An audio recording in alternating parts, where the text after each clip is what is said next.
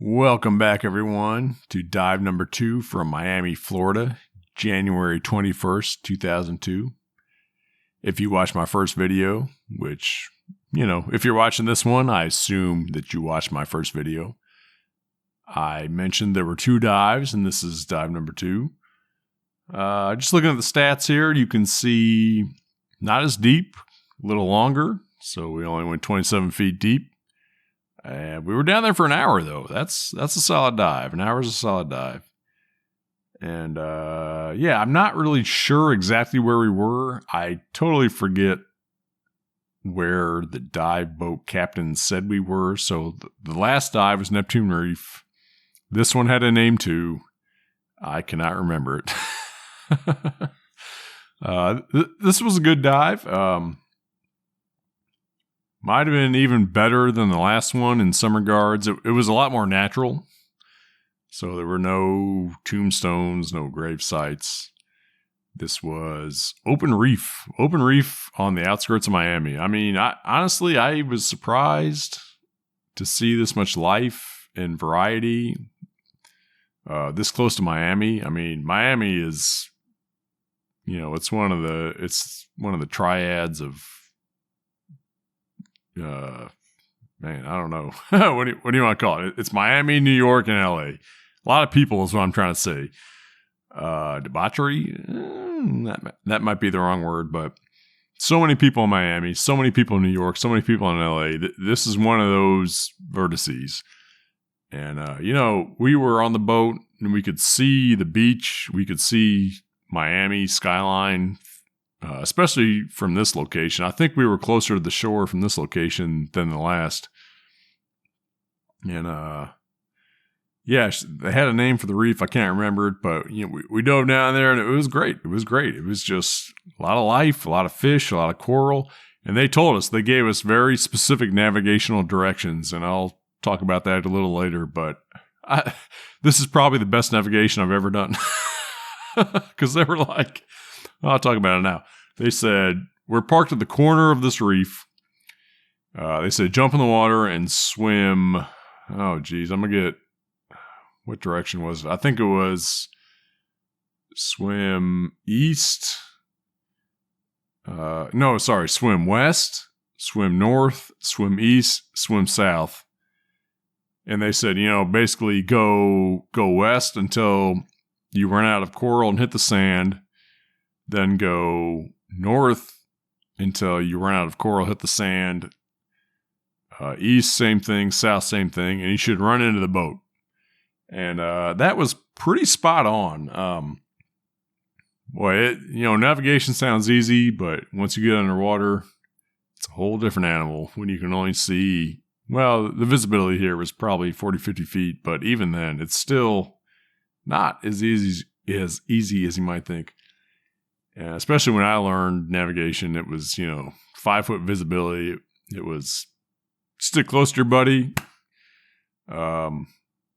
He's managing the direction. I'm counting kick strokes so we can know our distance. I mean, that's what you had. But this was not quite that bad in terms of visibility. But, you'll see in the last segment video, we popped up pretty close to the boat. I was impressed with my navigation skills, probably for the first time in my life. Maybe the second. I did some pretty solid navigation in Hague Quarry, Illinois. My cousin can tell you about that. But anyway, not that deep, long dive. The temperature, 75 sounds warm, and actually that's pretty chilly. That's pretty chilly in the water. So I mentioned in the first video, if you're watching this one, you probably watched the first video too. I was on the fence about wearing a thick wetsuit because that's all I brought with me. I decided not to wear it. So basically I just had this long sleeve shirt that was probably 1, maybe 2 millimeter thick if I'm lucky. And I got kind of chilly on this dive. The current, I felt like the current was worse. It was a lot of back and forth. It's not like Cozumel where it's just pushing you one direction. This was a lot of back and forth, but that current motion can flush the water out of your wetsuit. And the whole premise of a wetsuit is it traps water against your body. Your body warms up the water and it creates this insulation layer between the water inside your wetsuit and the water outside your wetsuit. So ideal wetsuit, you don't get any water exchange with the ocean or the lake or, with the body of water that you're in. But if you got a current, you're more likely to exchange that water. So I was a little chilly. I remember probably 20 minutes in, I was like, I got to quit this dive. But no, I stuck it out. I don't know if it got better. I don't know if I got used to it. But yeah, I feel like it was not as bad at the end as it was in the beginning. I don't know. Maybe that said, maybe that was because of where we were swimming and whatnot. But anyway, 5 minutes, almost 6 minutes in. Here we go. Time to get into the footage. See you there. All right, and right into the footage. Let's see. That's me looking at my compass like I know where I'm going. No, actually, like I said in the intro, this is pretty good navigation. That said west on my compass. So the boat captain commanded us to go west first. And I'm gonna pull up my light. Like that's gonna help in this video. Man, that doesn't help at all. I'm definitely gonna do color correction. That's 25 feet down. Noted. So 25 feet does nothing. Does nothing. Look at that floodlight. Like in my eyeballs, it's better. Yeah, we're still going west. That is very blue. I was complaining about green in the last video. This is very blue. And I saw a lot of those coral in Cozumel. Yeah, this light looks better in person than it does on the camera. So I'm definitely going to do some color correction. So if you saw my last video, I'm taking about a week break between the first dive commentary and this dive commentary. The reasons don't matter. That's just the reality of the situation. And yeah, I mentioned in the last video, it was like no man's land in terms of the light. If we were 100 feet down, I don't think I do color correction because my light, my torch is going to make the colors pop that much.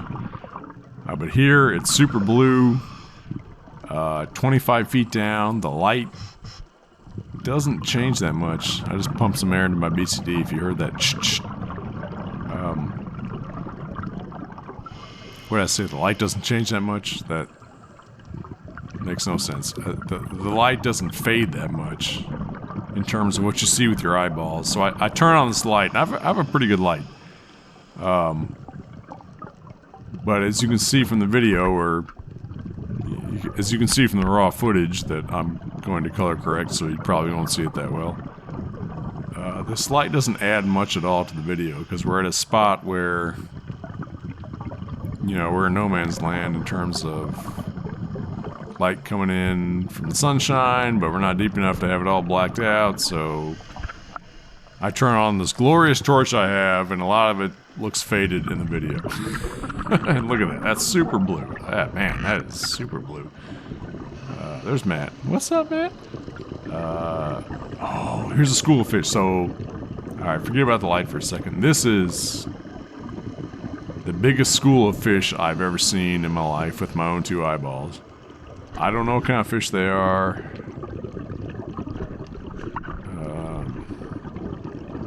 Look at that. And it's, man, it's unfortunate. They're fading into the color of the ocean right now. Maybe when I color correct, they'll look better. But man, there was thousands of them. To the left, to the right, right in front of my face, whatever kind of fish they were. Yeah, here we go. I took it off my head to make sure that I could... Uh-oh. Oh, that's me. What's up, Yana Sauce? There we go. I don't know why I chose to do that in the middle of the biggest school of fish in my entire life, but...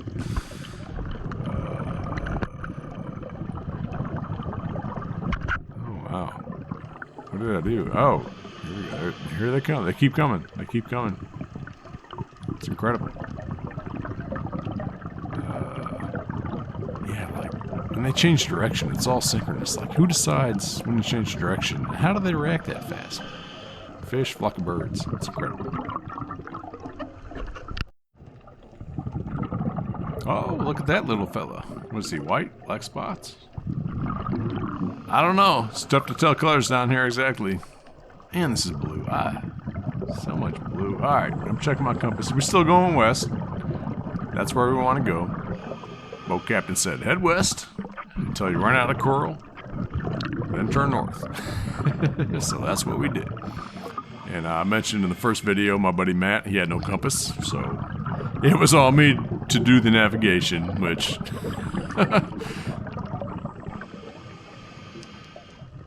You know, hey, I think we did it. Yeah, I think I did it. I think I did a pretty good job. You'll see in the last segment that we didn't. I had to pop to the surface, and you can see on the dive profile. I didn't mention it then. Yeah, you can see at the end of the dive profile, I popped to the surface. The point of that was to find the boat. But the water was kind of choppy, so surface swims are tough. Yeah, I popped up, found the boat, got a heading on the boat, dropped back down, swam underwater to the boat, and in the last segment you can see the boat bottom.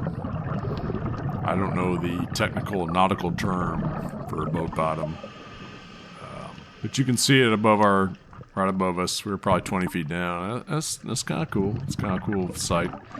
And then my GoPro ran out of batteries, so. But we were at the end anyway, and you don't need 2 videos of me climbing back on the boat with my fins on and all that jazz. So that was fine. It worked out fine. Anyway, back to this video. I will say this dive was kind of boring. I hate to say boring because I freaking love being in the water. But this is not, I mean, there's things growing down there, there's fish swimming around, but, you know, this is not Cozumel. You could tell, we're a little further north of that. And they said we were looking for things growing. And we did hit the perimeter of this, because we definitely hit a spot where it was straight sand. And the boat captain was like, you don't want to go there. Just, you hit sand, stop swimming. So we did. But oh, look at those yellowfish. See, yeah, there's so much. Now look at those tiny yellowfish, and I wonder how big their universe is, you know? What's their radius from that spot? Do they swim 10 meters from that, 20, 50, 100. Sorry, I'll stop using meters. Nobody knows how far a meter is, really. It's I got some intuition on a centimeter. But a meter is basically a yard, but it's longer than a yard, I think, by like 3 or 4 inches, so meter to yard works probably in the first 10. Beyond that, it starts getting off kilter. I don't know. America is dumb for not using the metric system, but I grew up with the standard system, so that's what I know. That's what I have tuition on. Yeah, I've been diving in Mexico, and the dive guide's like, how we're gonna go, 17, 20 meters, 25 meters down. I'm like, how deep is that? I don't know.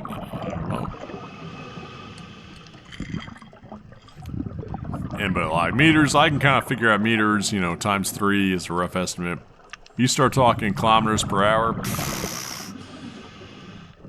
kilometer, how far is a kilometer? Nobody knows. How fast is 60 kilometers, 70, 80 kilometers per hour? Nobody knows. I don't know. It's frustrating. I know America is in the wrong. I know that. Hell, we've lost a Mars spacecraft because of our stubbornness. There was something they launched to Mars, I think in the 90s, maybe early 2000s, and they got the units wrong, and that thing crashed into the surface. And that's like 9 figures, 10 figures worth of technology gone.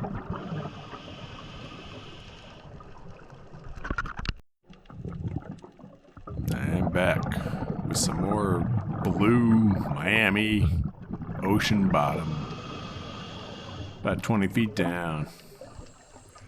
You know, I hate to say, oh, and we just turned green. You're not going to see it in the color correction, or you're not going to see it in the raw footage, because I am definitely going to color correct this. If there was footage begging for color correction, it's this. My light is doing nothing.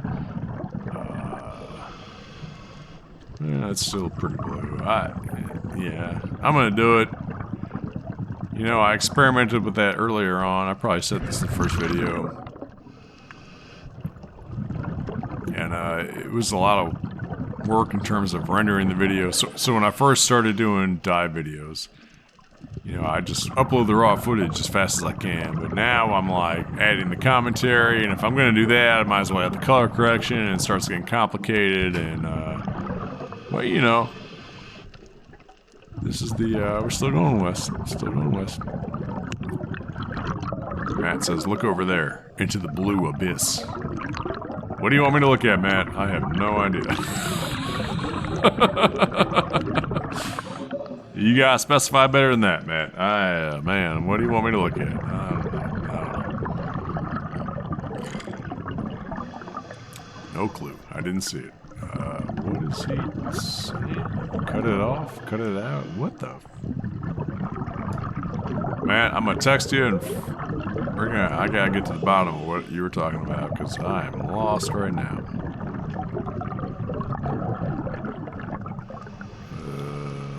Yeah, mostly blue. I mean, it was great. It was a nice dive.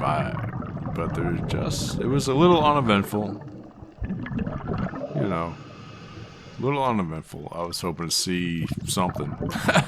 Well, spoiler alert, I did see a lobster later. That was the highlight of this dive for sure. Might have been the highlight of the whole dive trip. We'll see him a little later. And there's some more yellow fish. Yeah.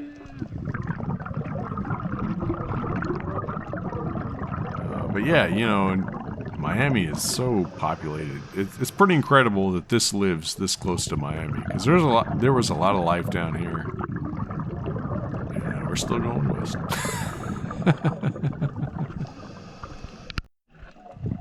And we're back. Look at those fan coral. I mentioned it in the last video. They have this unique ability to orient themselves perpendicular to the waves. And I'm sure they scoop up whatever plankton, microorganisms they're trying to eat that way. I wanted to shine my light on that. Looks very washed out in this video. Yeah, the floodlight is doing even less. This is really no man's land for lights for video. It looks a lot better in person. I do know that. And the yellowfish kind of pop. Man, there's a lot of those yellowfish around. I bet they live their entire lives within a 20-meter radius of that spot. That'd be interesting to know. I'll have to ask a fishologist. That's the thing. Oceanographer? No, marine biologist. There it is. That's probably the closest thing I need to ask. Closest person with the occupation that I'm interested in to know that knowledge is a long version of it. There's Matt. What's up, Matt?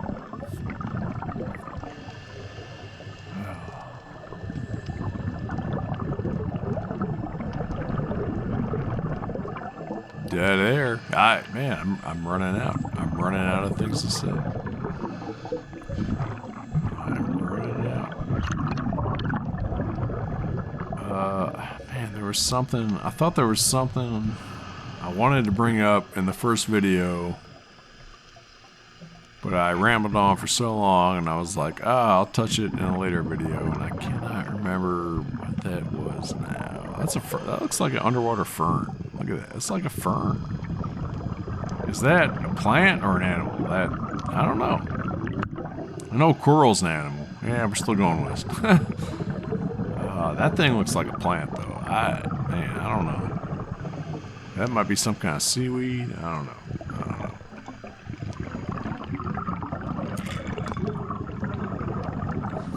Checking my watch. Unfortunately, you couldn't see it.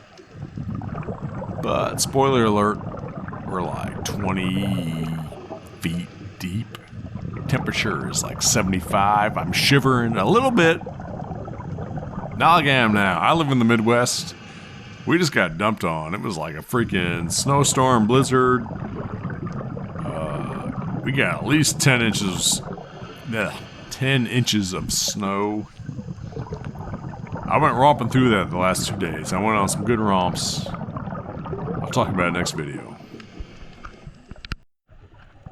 But yeah, I mentioned it in the last video. I do love some snow romps. I'm not all about diving all the time. I'd love to live in a place where I could dive every weekend, but I don't. Not yet, anyway. We'll see if I can fix that. That's a whole other different story. But, yeah, I was romping through the snow for the last 2 days. Today being February 5th, 2022.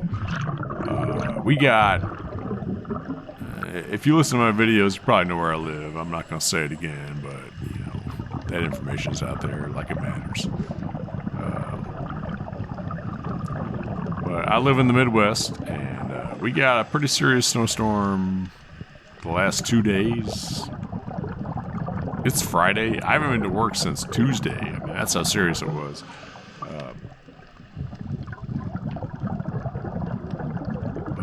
Yeah, it's like I'm looking at the snow and I'm thinking about these dives where I was like 2 weeks ago doing this. I'm like, what am I doing here? But I do love some snow romps. I love romping through the snow. I got a path too. I've developed a path over the years. I first moved here. I got some snow. I didn't know what the hell I was doing. I was like, I'm going out in the snow, you know. And I just ran into the woods.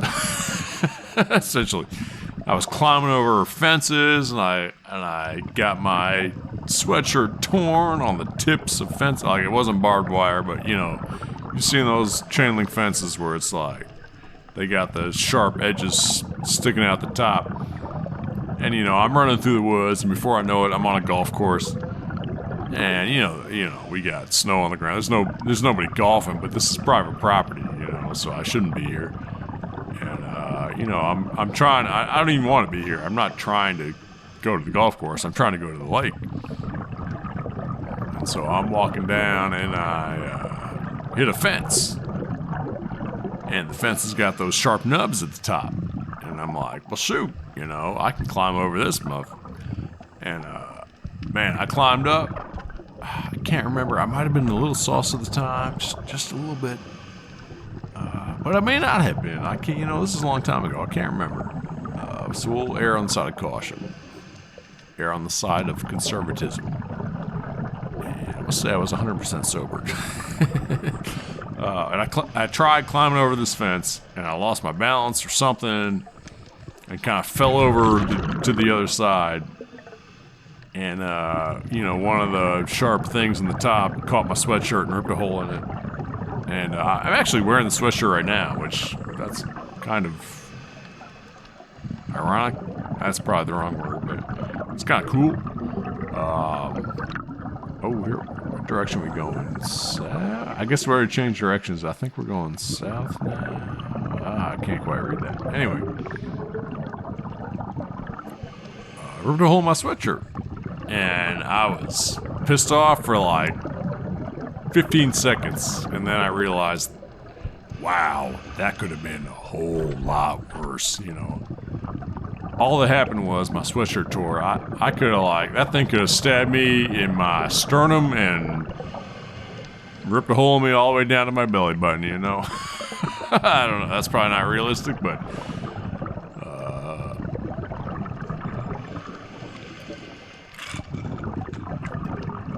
yeah. So all I got was a little hole in the sweatshirt. So now every time I go romping down by the lake in the middle of a snowstorm, I put on this sweatshirt with a little hole in it. And the good part about that is I'm not worried about anything. Like salt, snow, water, ice, whatever. Throw it on me. I don't care about messing the sweatshirt up. I got different tiers of sweatshirts. I'm sure you do too. Everybody got different tiers of everything. This is the lower tier of this sweatshirt can get effed up, and I don't even care. I just talked a whole segment without even saying anything about the diving. That's disappointing.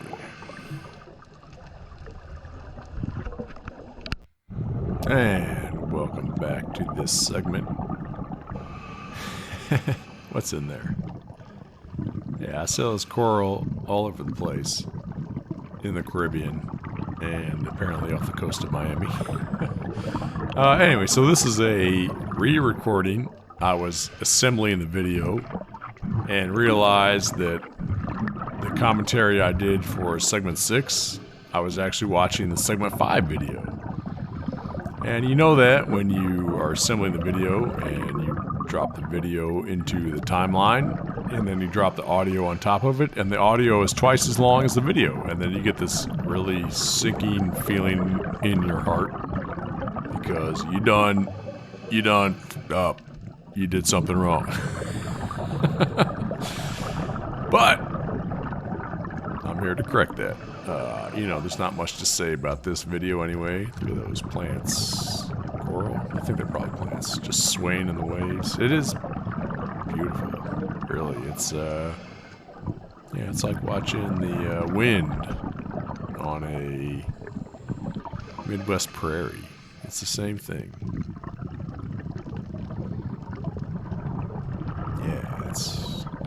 Look at that. It's peaceful. I'm not looking at animals right now, so let's check these plants out. And my light is on. I can tell by the blue ring around the switch there, and you can't see much. We're going northeast. Let me think. I went south. All right, so we've already definitely taken a right turn.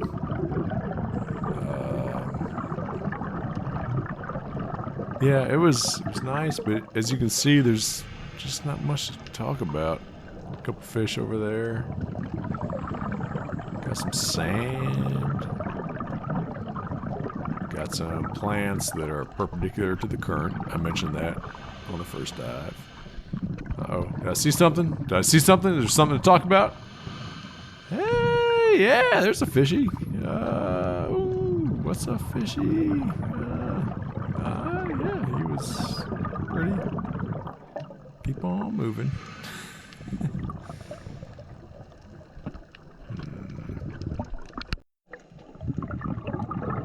And we're back. I am really running out of things to talk about. This dive might be one of the most uneventful, boring dives I've ever done. That school of fish in the front, at the beginning was fantastic. That's the biggest school of fish I've ever seen in my entire life. That was the dive. That and the lobster. I don't think we've seen the lobster already. I really haven't been paying that much attention to the footage. I've just kind of been talking and, watching paint dry. I'm kidding. I would never paint. I'm not a painter. I live in a condo. I had my landlord handle that stuff. Like, I'm still paying rent. That's really dumb. I'm just throwing money away. I know I am. I'm paying, what is it, $1,050. That's what my rent costs. That's pretty cheap. You think about somewhere like California, or, Seattle, or Washington, or New York, or pretty much anywhere other than, Midwest. But still, it's just... What am I? Oh, here it is. Here's the lobster. I found him. I found the lobster. There he is. I gave him, you couldn't see it on the camera. I gave him the, you put your hand up with 2 fingers and you kind of, it's like bunny ears, except you wiggle your fingers on your forehead. Oh, that means it is lobster. That's the universal signal for lobster. And we'll take a closer look at him in the next video.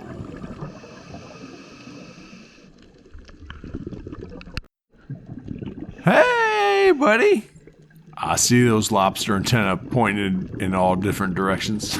Well, right now they're 180 degrees to each other, but I think they might change.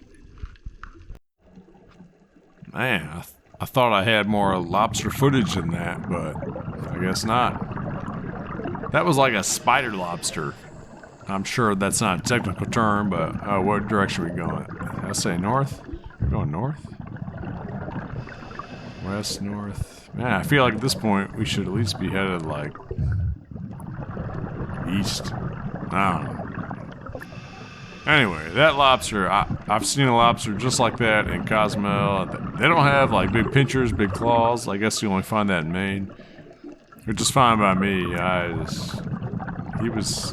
My buddy Matt, he got a little close to the lobster. I think this is off camera, but he was really close to fight or flight. But I'm glad he stayed, because that was fine. And he was fun to look at.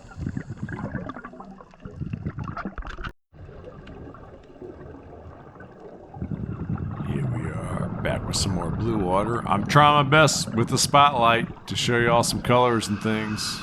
What was I looking at? What the... I'm not sure what I was looking at, but I do know the spotlight was not... Where's Matt? Where's Matt? Oh, did I lose Matt? Oh, there he is. I saw a fin. I was pretty bad about losing Matt. That was 110% on me, because I get enamored with something I was looking at. Vis-a-vis the opening of this video. By the time I popped my head up and looked around, with the tunnel vision that is diving, there's 2 things that are going to revolutionize diving. I think the first one, they might be equal, but alright, in no particular order. I think the first one is a dive computer that can actually measure the amount of dissolved nitrogen in your bloodstream. Because everything that we use right now today, and even before that with the dive tables, is a mathematical model. Which is good, obviously it's the best we got right now. It's better than the dive tables. But the reality is, everybody's physiology is different. And the dive computer really has no idea whatsoever how much nitrogen is in your blood. If anybody ever invents something that can invasively measure nitrogen in your blood, it would blow the top off current diving. Current diving... I don't know the word. The science behind current diving. That's what I'm trying to say. This math is great. Everybody loves math, but if you could actually know how much nitrogen is in your body, that would blow everybody's mind. It'd be revolutionary. It would revolutionize all of scuba diving. The other thing... Oh my gosh, what was the other thing?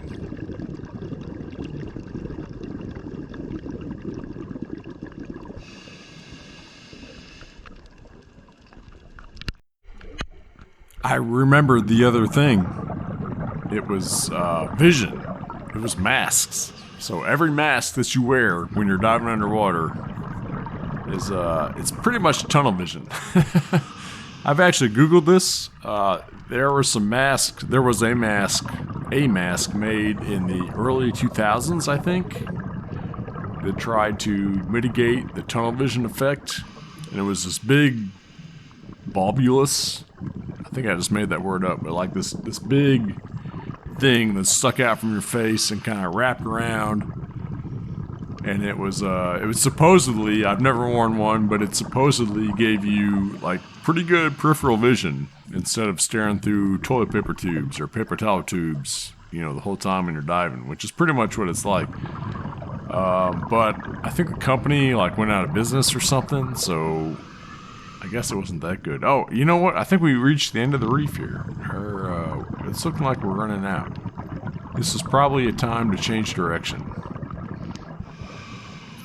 We'll find out in the next video, in the next segment. Oh, there's one of those white and black fish. They're so pretty. We'll see where we go next.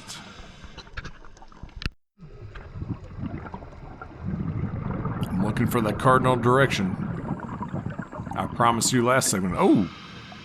Man, he flipped his arms down. Everybody scattered. I told you in that last segment, I let you know where we were going next. Wow, look at that fish. Black and yellow. Black body, yellow head, yellow tail. It's like a light switch on the transition of colors. It's incredible. Absolutely incredible. It's like, you know, I'm not trying to get into a religious discussion here, but I feel like God had the most fun with birds and fish, with tropical birds and tropical fish. Yeah, like feathers can do anything. Oh, hey, angelfish. That's a pretty fish. I love angelfish, really do. And that gray and black, that's probably my favorite. It's probably my favorite. There's a few varieties of them. I'm actually drawing a blank on what's there now. But man, that gray and black, you cannot go wrong with gray and black. But yeah, back to what I was saying. Hey, Matt, we gotta go this way. Hey, I just checked my compass. Shoot, I didn't see what direction I told him to go. But it's this way. Like I said, I did a pretty good job navigating. But yeah, apparently the scales on tropical fish and the feathers on tropical birds lend themselves towards beautiful biology. Yeah, what's in there? You know, I've shone my light into 1,000 of those things, and I've never seen anything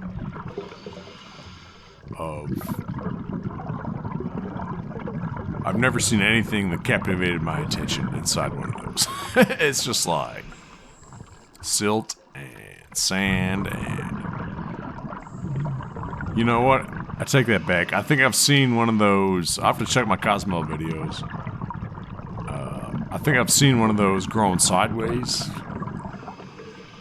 You know, like perpendicular to gravity. And I saw a shrimp in there one time. But the ones growing on the bottom, I've never seen anything interesting, awesome, pretty. It's just salt water. You know, sand, whatever's in there. You can't even see the salt water. That was a joke. Hey, there's another angelfish with the yellow arm fins. That's my favorite. Gray, black, and white, and he's got the yellow. Those pectoral fins? I think they're pectoral fins, but I could be wrong. It sounds like that. I'm trying to compare. As soon as I said that, I'm trying to compare my body to the angelfish body. And I feel like those would be his pec fins. And look at what do we got here? So those colors are popping right now. If I color correct that, I feel like it's going to be worse. And it probably will be, because I will color correct this. Look at him. Got some yellow outlines, some black stripes, white stripes. Oh, it's beautiful. Just endless diversity. It's like, even here, I mean, this doesn't hold a candle to Cozumel, but it's just like swimming in an aquarium. It's crazy. It's just crazy. This is open ocean. This is a few miles out from downtown South Beach, Miami, which is one of the most populated places in the world. And I don't know if you guys have seen Chernobyl aftermath, but it's thriving in nuclear fallout zone because there's no people there. It became apparent that people are worse than nuclear fallout. So anyway, it just kind of surprises me that this reef and this life is out here this close to that much population, but it's the truth. And you know, this is not the prettiest reef, if you can even call it a reef, that I've ever seen. But man, there's a lot of fish out here. There's a lot of life out here, and the fact that they're that close to, you know, South Beach is incredible. You can only imagine what the ancient people saw when they came out here, you know. 500 years ago, what did they see? Must have been beautiful. On the beach, under the waves. And we're back with some more reef fish. There's a black and white one there. I saw some yellow ones. Got some more cannon coral that has no cannonballs inside of it, whatever the name of that thing is.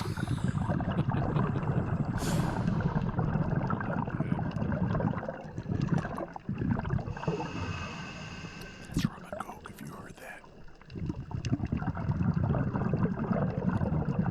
I'm close enough to the Caribbean. Rum is acceptable.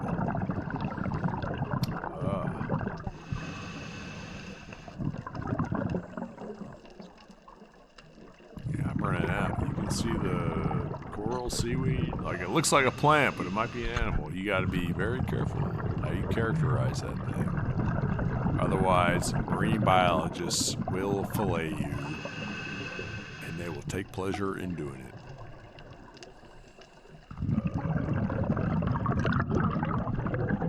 Look at me, check my compass. That is north. What direction? I think we're going kind of east, northeast, maybe. But I don't know. Even back then, I'm not sure that I knew. I was the more experienced diver, so I said, yeah, I'll do navigation. Matt, you can count on me. I got you, dog. That's what I said. And you know what? All in all, it kind of worked out. It's, you know, sometimes in life, you just gotta...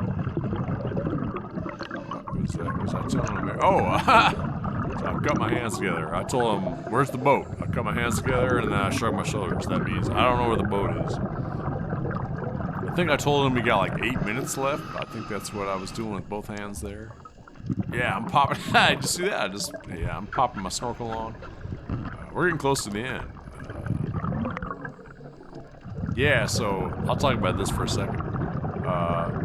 So when you go diving, when you get certified to dive, one of the rules they tell you is you have to have a snorkel. I'll tell you this.